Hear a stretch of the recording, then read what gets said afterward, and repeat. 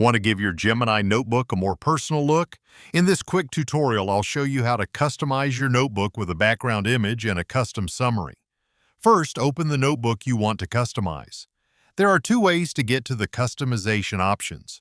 You can scroll all the way to the top of the main chat window and click Customize, or you can click the three dots in the top right corner of your chat history and select Customize Notebook.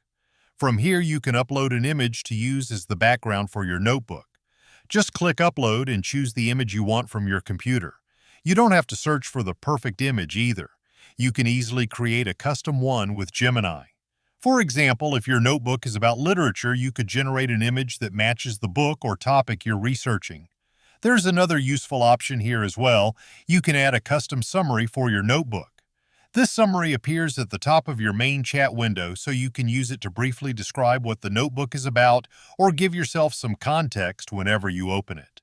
Once you're happy with the image and summary, you're done. Your notebook now has its own visual style and a short description right at the top. It's a small customization, but it can make your notebooks easier to recognize, especially when you're working with several different projects.